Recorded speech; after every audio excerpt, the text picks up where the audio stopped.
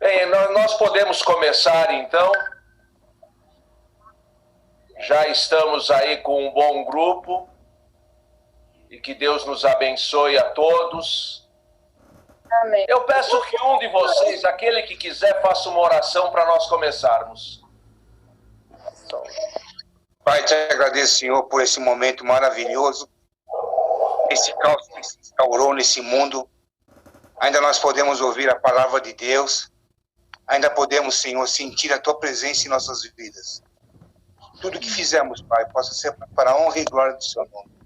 E agora, onde nós aprenderemos, Senhor, a Tua palavra, use grandemente o Teu servo, para que ele possa nos trazer aquilo que nos tens para dar. E assim, Pai, na Tua proteção, no Teu amor, nós possamos ter a alegria e a esperança de dias melhores. O Teu é o reino, a glória, para todo sempre. Amém. Amém. Amém. Vamos abrir as nossas Bíblias em Mateus 24:35, e eu peço que um de vocês leia.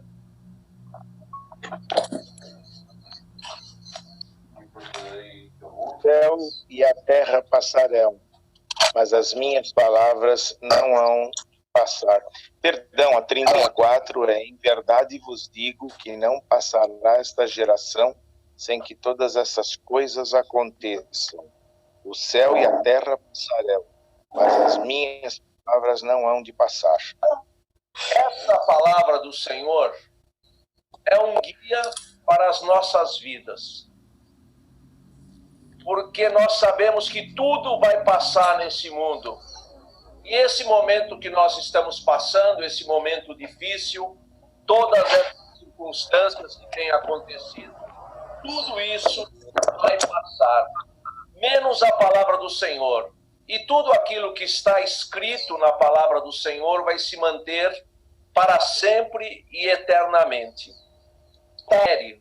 No dia 1º de março, e parece que já foi muito tempo atrás. E a pergunta era o seguinte: bom dia, qual a sua opinião sobre o coronavírus? É só uma doença passageira ou está inserida no contexto do plano de Deus para o final dos tempos? Essa pergunta continua valendo. Quando nós começamos, ainda era uma coisa muito embrionária.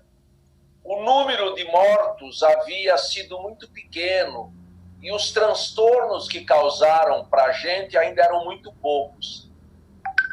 Mas agora, nós estamos com uma série de acidentes, uma série de problemas, uma série de transtornos, uma série de mortes muito grandes. E a pergunta é: qual a sua opinião? Você mantém a sua opinião do dia 1º de março ou você mudou de opinião? Eu acho que ainda é passageiro, só que vai dar uma limpada na humanidade. Bem, comparando com as outras pragas que aconteceram no passado, aparentemente é uma limpada bem pequena. Se nós pegarmos a gripe espanhola, que matou 50 milhões de pessoas, os índices que nós estamos agora ainda são muito pequenos. Só de tuberculose, Fala. Só de tuberculose morrem mais de 100 pessoas por dia no Brasil ainda. Mas realmente preocupa.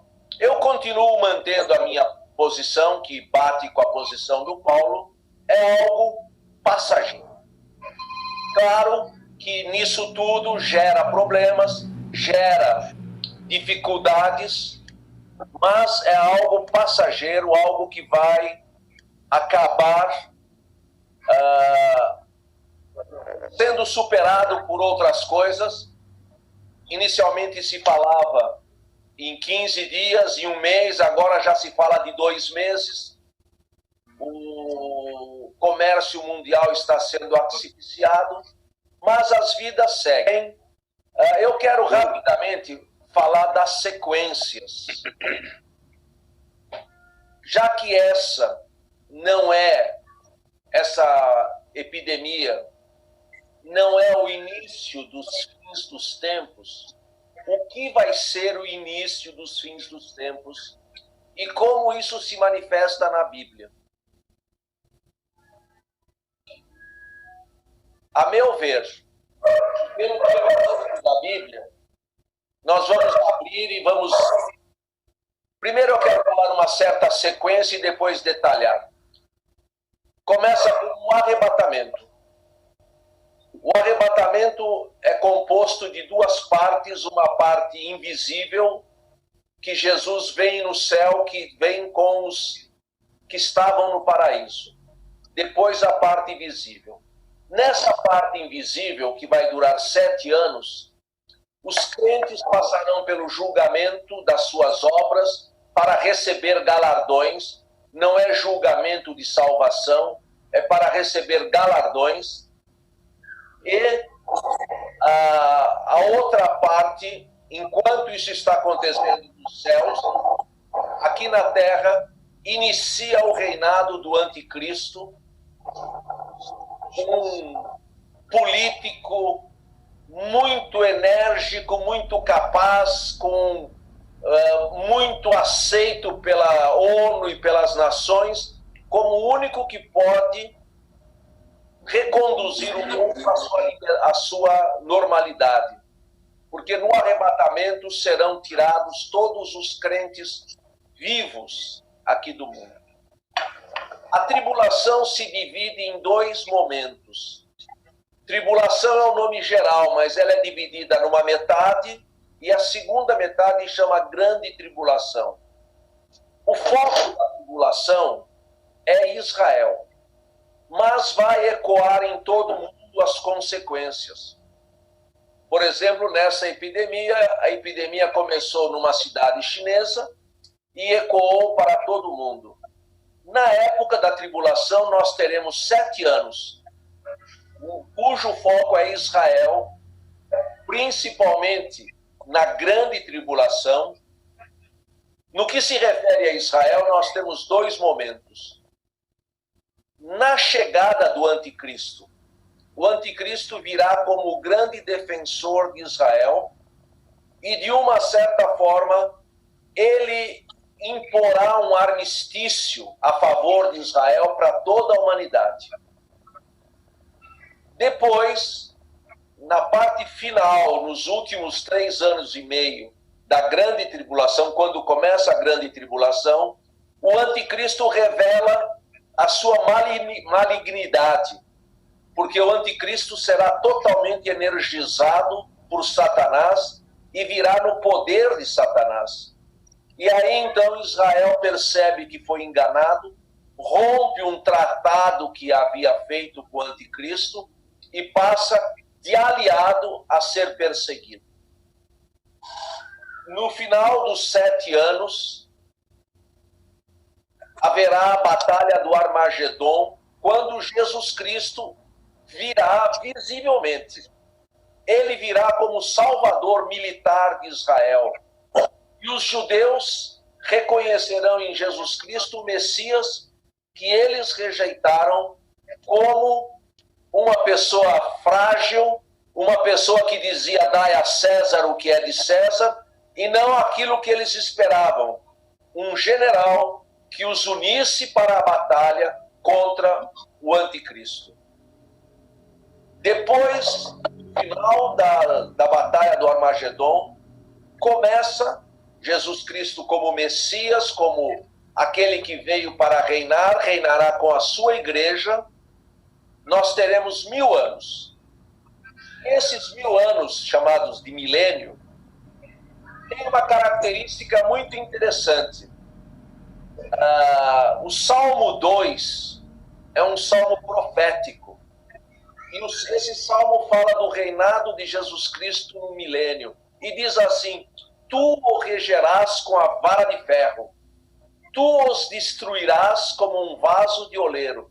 Todo o poder político, intelectual, militar estará na mão de Jesus Cristo, e do outro lado terá um reinado de absoluta bênção e prosperidade, com uma excessiva abundância de alimentos, de paz. O leão perderá o seu aspecto carnívoro e se juntará com a ovelha. Não haverá nenhum tipo de conflito por 1000 anos. E nesses 1000 anos, Satanás está preso. Satanás está no abismo. Reparem que mesmo que a Bíblia diz que Satanás é o príncipe deste mundo, que é o Deus desse século, a palavra final, a palavra sobre os tempos, pertence a Deus. Isso tudo já está escrito na Bíblia há 2000 anos. E não tem como Satanás sair fora disso. Durante 1000 anos, durante o reinado milenar de Jesus Cristo, Satanás estará preso. E as pessoas viverão nesse reinado. Muitas, como os crentes que voltarão com Jesus Cristo, os salvos do milênio, aqueles que foram mortos no milênio, na tribulação, que ressuscitarão, eles todos estarão com Jesus Cristo. Mas aqueles que forem nascendo, muitos, a grande maioria, se submeterá ao reinado por medo. E quando Satanás for solto por um pouco de tempo, ele reúne um grande exército para voltar a guerrear contra o Senhor. Ele é destruído e nós temos então o novo céu e a nova terra, um tempo de bênção, um tempo então que será de grande situação de bênção para toda a humanidade. E aí começa novo céu, nova terra, uma situação que nós não temos muitas informações.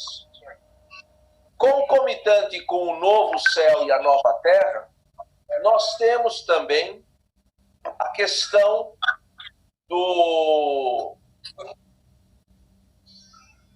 da Nova Jerusalém, que estará nos ares. Um cubo gigantesco onde caberá toda a multidão dos salvos. Nós vivemos normalmente no plano horizontal. Por isso que a Terra vai sendo, então, habitada e superhabitada. O plano da Nova Jerusalém é um cubo perfeito que ficará entre o céu e a terra. E aí, então, depois, como dizem em 2 Pedro, haverá uma grande explosão e será criado um novo céu e a nova terra. Essa é a realidade daquilo que a Bíblia fala que vai acontecer. E que há divergências de opiniões em alguns aspectos, mas é a linha escatológica que nós acreditamos. Lembrando que a palavra escatologia significa escatos últimos, e logia estudo. Escatologia é o estudo das últimas coisas, que é aquilo que nós estamos vivenciando agora. Alguma pergunta? Sim, Caro. Esses 1000 anos que você fala, sim, serão 1000 anos mesmo de 365 dias ou é uma contagem diferente? É uma contagem diferente, Libar. O calendário bíblico, todo ele, é ano de 360 dias, porque é o calendário lunar. O calendário lunar, por exemplo, o calendário de Israel no passado era um calendário lunar. Por isso havia anos com 13 meses e anos com 14 meses. Nós teremos um calendário, esses 1000 anos, os demais, os 7 anos da tribulação, são todos anos de 360 dias. Obrigado. Mais alguma pergunta?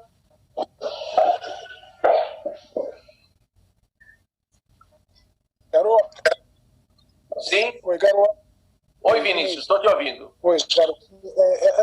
como é que a gente conseguiu ter essa precisão toda de que nós já estamos nesse período, que nós já estamos vivenciando? Você chegou a falar agora até de um cilindro que fica no alto, deu uma ideia de tamanho. Como é que a gente consegue visualizar isso de uma maneira melhor na Bíblia? Vinícius, nós ainda não começamos. Nós estamos falando a partir do momento que começar. Quando vai começar, ninguém sabe. E esse são 7 anos, mais 1000 anos, e depois os juízos. E o novo céu e a nova terra. É essa a diferença. Nós não podemos dizer, vai começar mês que vem, vai começar ano que vem. Nós não sabemos realmente. E todas as tentativas de colocar uma data até agora foram frustradas. Existem religiões, eu preciso não citar nomes, já colocaram datas e por não ter acontecido, eles disseram, não, isso foi no plano espiritual. Mas o milênio vai ser aqui na Terra. A tribulação, a grande tribulação vai ser aqui na Terra. Então, não tem nada de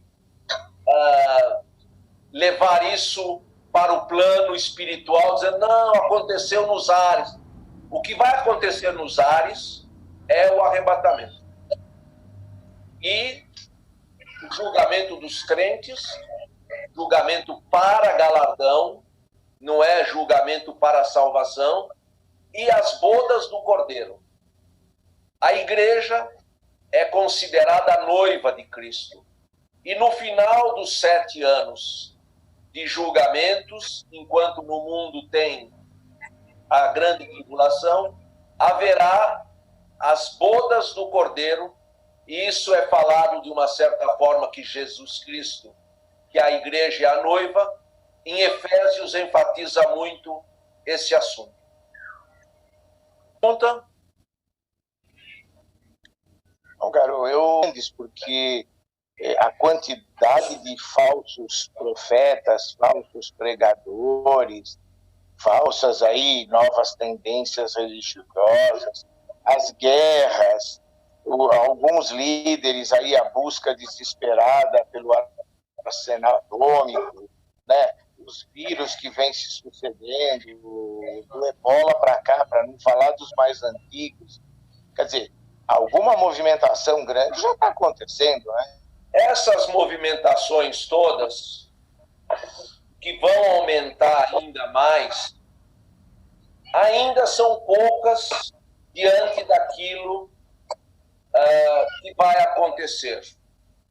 Eu li semana passada, e eu quero ler novamente, aquilo que está escrito em 2 Tessalonicenses, capítulo 2. Ora, irmãos, rogamo-vos, pela vinda de nosso Senhor Jesus Cristo e pela nossa reunião com Ele, que não vos movais facilmente do vosso entendimento, nem vos perturbeis, quer por espírito, quer por palavra, quer por epístola, como de nós, como se o dia de Cristo estivesse já perto. Ninguém de maneira alguma vos engane, porque não será assim, sem que antes venha a apostasia e se manifeste o homem do pecado, o filho da perdição. O grande sinal mesmo vai ser pós-arrebatamento, quando o anticristo tomar posse. Até lá nós vamos passar, como o próprio Senhor Jesus Cristo falou, por guerras, por tribulações, por bastante dificuldades. Mas faz parte daquilo que o próprio Senhor Jesus Cristo disse: no mundo tereis aflições, tende bom ânimo, eu venci o mundo. Agora, por exemplo, nós temos situações de confinamento. Nós temos pessoas confinadas em suas casas onde marido e mulher e os filhos podem passar um dia, uma semana, um mês, sem se ver cara a cara, porque a casa comporta isso. Eu estou preocupado com as favelas, que agora não se fala mais favela, é comunidade, onde no mesmo quarto dormem 5, 6, 7 pessoas, às vezes mais. O poder de transmissão do vírus vai ser muito maior, os danos vão ser muito maiores, mas ainda não aconteceu isso que a Bíblia fala da vinda do anticristo, e também a questão da apostasia. A apostasia existe no mundo desde o começo, mas nós temos ainda conversões. Muita gente está se convertendo nesses dias agora. A palavra de Deus está sendo livremente pregada, não fisicamente nos templos, mas através de recursos como esse. Tem havido conversão. Por isso, ainda não chegou o tempo que nós esperamos do arrebatamento de Jesus Cristo. Mas ainda vai acontecer muita coisa, Romano. Claro que o tempo do Senhor é diferente do nosso tempo. Tá bom, obrigado. Mais alguma pergunta?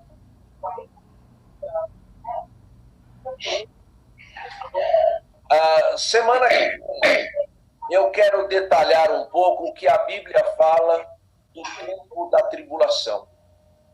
Esse tempo que nós estamos vivendo e que ficamos revoltados, não é nada comparando com a tribulação. Agora nós ainda temos o nosso conforto, temos os nossos prazeres, temos possibilidade de evangelizar as pessoas. As pessoas ainda têm a oportunidade de aceitar Jesus Cristo e se livrarem dos castigos da grande tribulação. É um momento de salvação agora. Mas quando chegar a época da tribulação, e na época da tribulação está a atuação tão abundante do Espírito Santo, quando começar o tempo da tribulação, haverá conversões, mas muitos serão mortos. Mas também muitíssimos serão salvos, e esses salvos viverão no milênio. Vamos ainda esperar para ver. Tem uma pergunta aqui que eu vou tentar responder. 2 Pedro 3,8 fala da destruição desse mundo como nós conhecemos como mundo. Fala daquela explosão que eu falei. Ele faz uma analogia, vocês podem ler depois, de como a terra foi destruída pelo dilúvio, e no versículo 7 diz: mas os céus e a terra que agora existem e vão existir até o final do milênio, pela mesma palavra se reservam como tesouro, se guardam para o fogo até o dia do juízo e da perdição dos homens. E fala de uma explosão que vai haver, que parece muito com a explosão daquilo que tentaram fazer, que era da bomba de nêutrons. O dia do Senhor virá como ladrão de noite, no qual os céus passarão com grande estrondo, e os elementos ardentes se desfarão, e a terra e as obras que nela há se queimarão. E a pergunta é essa, versículo 11, 2 Pedro 3,11. Havendo, pois, de merecer todas estas coisas, que pessoas vos convém ter fato e piedade? Ou seja, se você ainda não aceitou a Jesus Cristo como Senhor e Salvador, aceite agora. Se você já aceitou, mas está com um pé no barco de Deus e um pé no barco do mundo, é o tempo de você se arrepender dos seus pecados. Lembra-te de onde e volta à prática das primeiras obras.